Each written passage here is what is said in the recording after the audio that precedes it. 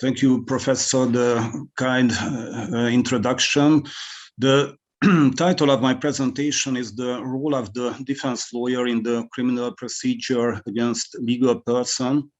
So now I would like to concentrate on the procedural questions of corporate criminal liability, especially the role of the defense lawyer. But first of all, allow me to outline very shortly the relevant law, the relevant act, and the substantive features of criminal liability of legal persons. It might be useful since Professor Dannecker mentioned that he is interested in the situation in Hungary concerning corporate criminal liability. So the relevant act and the substantial features of corporate criminal responsibility. In 2001, Act on Criminal Measures Applicable to Legal Persons was adopted, which is effective since the 1st of May 2004. As you can see, the Hungarian criminal legislator decided to enact a separate act instead of placing the relevant provisions in the criminal code. The substantive features of corporate criminal liability are of great importance for the initiation of criminal procedure against legal persons. The substantive features, the conditions, are the following. The first is the offenses for which the legal persons may be liable. According to the Act, any intentional crime defined in the criminal code may be relevant. My favorite and the simplest example is the crime of budget fraud, crime of tax fraud, which is committed in the framework of a corporation. The second is the natural person offender who engages in corporate criminal responsibility. There are three different situations in the Act. In the first case, the offender is the leader of the legal person, the so-called senior officer. In the second, any member or employee of the legal person, if the senior officer failed to fulfill a duty of control or supervision. In the third case, the offender is a person who does not belong to the legal person, the so-called outsider, and the senior officer knew about the commission of the crime. Think about, again, the budget fraud, where the natural person offender is typically the leader of the corporation. And the third necessary condition is the benefit to the legal person or using the legal person, because measures can only be ordered against legal persons if the crime aimed at or resulted in the legal person gaining some advantage, or the crime was committed by using the legal person. In case of a budget fraud, the illegal tax saving, the profit of the crime, is an advantage which appears for the corporation. We can see that all the three substantial conditions are fulfilled, and the criminal procedure may therefore be opened against the legal person. And let's look at the relevant provision of the Act. This is the Article 12. The Article 12 before 2008 and after 2008. Before 2008, the original wording of the text is the following: if any evidence is found in the course of the investigation that indicates measures could be taken against the legal person, the investigative authority shall immediately notify the prosecutor of the fact of this fact. The prosecutor shall decide whether the investigation should extend to the legal person.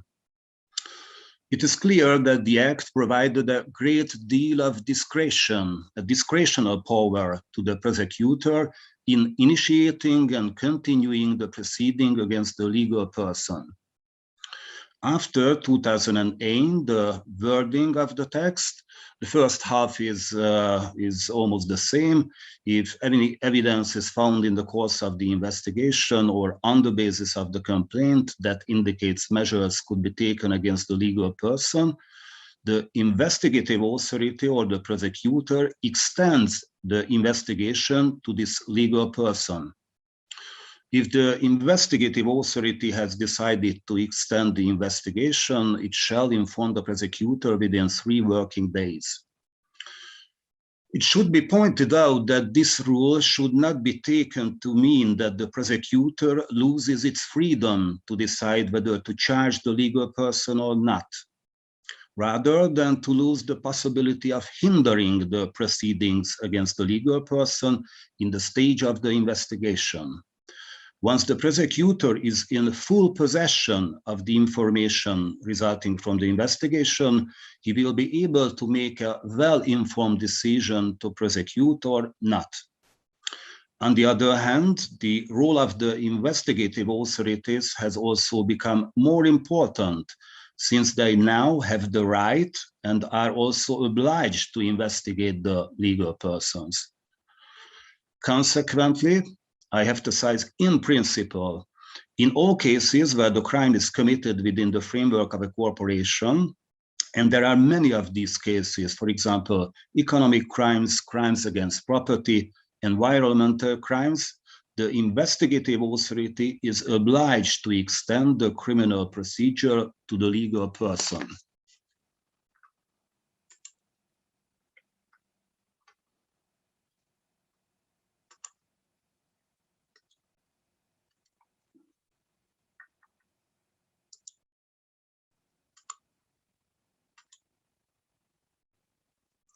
I'm sorry that the 3rd slide is not operating, but I continue. The next topic is the procedural status of the legal person and the principle of parallel liability. As in certain other European jurisdictions, the Act contains the principle of parallel liability.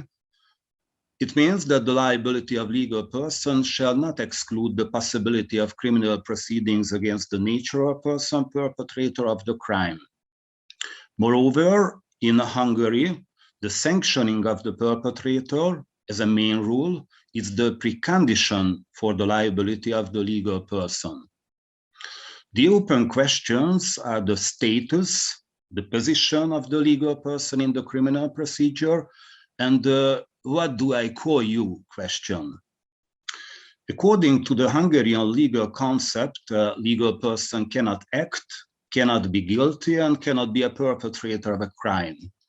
Consequently, the legal person cannot be a defendant, and it should not be entitled to the rights of the defendant. According to the Act, the application of the measure against the legal person shall be decided in the criminal proceedings against the accused. It follows that, as a main rule, it is not possible to prosecute the organization on its own. It is clear that the legal person is not a defendant, but it cannot be put into any other category of participant of the criminal procedure. So to answer to the "what do I call you" question is not easy, but the term of legal person under procedure can be accepted.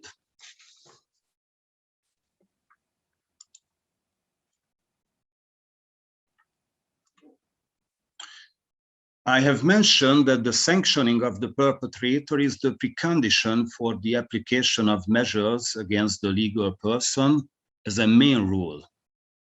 Many questioned if it's useful or not, but there are several exceptions to this rule. If the perpetrator is not punishable due to his mental illness, death, voluntary restitution, or coercion, or if the natural person is not identified in the investigation, thus the investigating authority suspended the investigation, or the natural person is identified and charged but not convicted by the court, corporate sanctions may still be applied if the advantage appears for the legal person. In these circumstances, we can talk about a strange procedural situation. This is the case of the indictment without a defendant. This is problematic, not because of the fact that the criminal procedure is in progress only against the legal person in these cases, but This situation points towards the objective liability, a kind of objective liability of the legal person.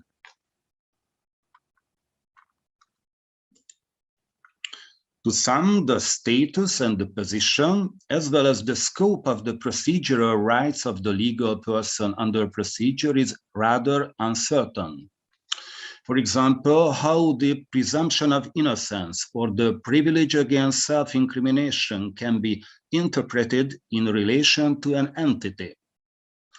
I agree with the critical remark found in the legal literature that the presumption of innocence does not apply in the context of the legal person, because the act obliges the investigative authority and the prosecutor to inform the court of registration about the initiation and conduct of the criminal procedure, as well as about the indictment.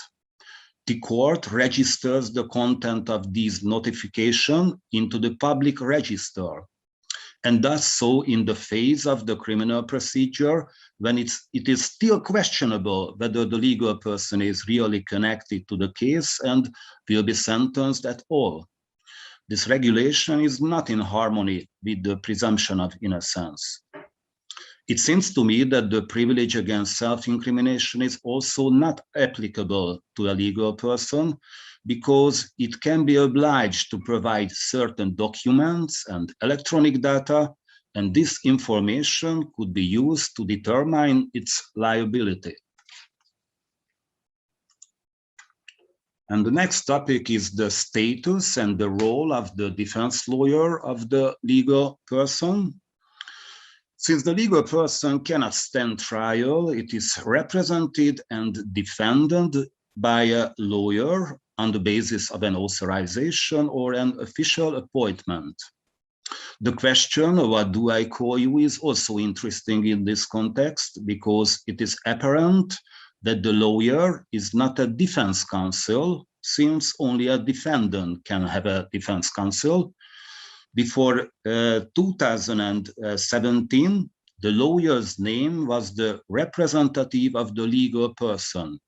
After a modification of the Act in 2017, the name is attorney acting on behalf of the legal person. The latter term appears to be more appropriate. The Act provides the right of the defense to the legal person when declares that if a measure may be applied against the legal person, an attorney or a registered legal advisor shall act in the interest of the legal person. If the legal person does not authorize an attorney, it shall be appointed by the investigative authority, the prosecutor, or the court.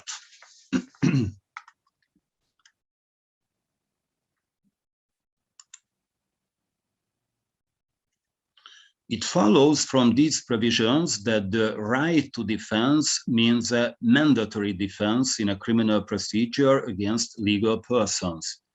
However, it should be stressed that the mandatory defense is not equal to the attorney's duty to be present at investigative actions, and he is not obliged to be present at these actions. This conclusion is supported by the Article 9, Section 6, which states that the attorney acting on behalf of the legal person before the filing of the indictment can be present at the interrogation of witnesses, provided the interrogation has been motioned by him, at the hearing of the expert, the presentation for identification, at the reconstruction of evidence, at cross-examination, if these actions are aimed at clarifying the legal person's relationship with the case. The next question is the presence of the attorney at the judicial stage of the criminal procedure. In Hungary, there are two main parts of the judicial stage, the preparatory phase, and especially the preparatory trial, and the court trial or court trials. Since the personal participation of the attorney is not explicitly required by the Act in the judicial stage, he or she is not obliged to be present. However, there is one exception to this rule, because the new article of the Act states that the presence of the attorney of the legal person at the preparatory trial shall be mandatory. The court summons the attorney to the preparatory trial, where he or she has a possibility to express its views on the prosecutor's motion concerning the legal person, to state the facts and evidence concerning the legal person, and to request the conduct of evidence, and to request the exclusion of evidence. After the preparatory trial, the attorney is not obliged to be present at the trials. But in my opinion, the presence and active participation by the attorney at the trials is also very important, and the diligent attorney attends the trial and follows closely the evidentiary procedure.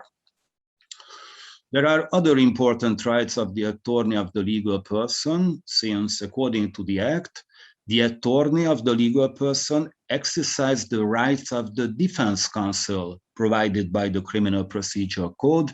For example, the right to read and copy the documents of the case concerning the legal person, to the right to file a motion and make an observation, the right to a legal remedy, and so on. The next question is how the attorney of the legal person will get into the procedure, the entering into procedure by the attorney. After the investigative authority has extended the investigation to the legal person, the authority is obliged to inform the legal person about this fact and to warn it that if the legal person does not authorize an attorney, the investigating authority will appoint a lawyer. This is the point when the attorney of the legal person enters into the procedure.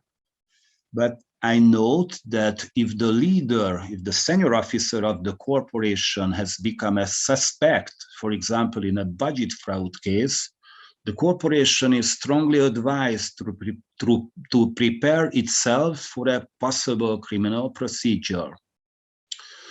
There is an important main rule. The attorney of the legal person is authorized by a legal representative of the legal person. The first exception to this rule is that the defendant, his relatives, and his defense counsel have no right to authorize the attorney of the legal person. And the second is that the defense counsel of the natural person defendant shall not be the attorney of the legal person. The aim of the legislator was probably to avoid the conflict between the interest of the defendant and the interest of the legal person. It is another question that, in my view, the interest of the legal person and the defendant are usually the same. Consequently, the defense counsel of the defendant and the attorney of the legal person will find each other, because the defendant and the legal person cry and laugh together, because according to the Article 16, Section 2 of the Act, if the procedure against the defendant is terminated or the defendant is acquitted, the procedure against the legal person shall also be terminated as a main rule. And finally, the attorney in the criminal procedure against legal person, since I have been involved in a criminal procedure against a legal person before, I can say that this type of procedure is almost no different from a traditional criminal procedure. In this case, the attorney of the legal person essentially behaved as a defense counsel. During the evidentiary procedure, he made observations and asked questions to the witnesses. According to the Act, after the closing of the evidentiary procedure and final speeches of the prosecutor and the defense counsels, the attorney of the legal person has the right to speak in the interest of the legal person. Despite this rule, the attorney held a classic defense speech like a defense counsel. It's just interesting that in this case, the court imposed a fine, a criminal fine against the legal person, but the written court judgment, which lasted hundreds of pages, dealt with the issue of criminal liability of the legal person only in about 1.5 pages. Finally, I would like to highlight just a few statistics about the Hungarian practice of corporate criminal sanctions. From 2004 to 2008, when the prosecutor had a discretion to initiate the procedure against the legal person, sanction against the legal person has been proposed by the prosecutor totally 7 times, only 7 times. From 2009 to 2019, when the investigative authority is obliged to extend the investigation to the legal person, the number of the prosecutor's motion is 228. We can see the positive point concerning the modification in 2008. The number of criminal procedures against corporations has significantly risen. Criminal responsibility of legal person is a reality now in Hungarian criminal law. Effective and deterrent measures against legal persons are available, and our duty is to implement these provisions into practice. Thank you for your attention.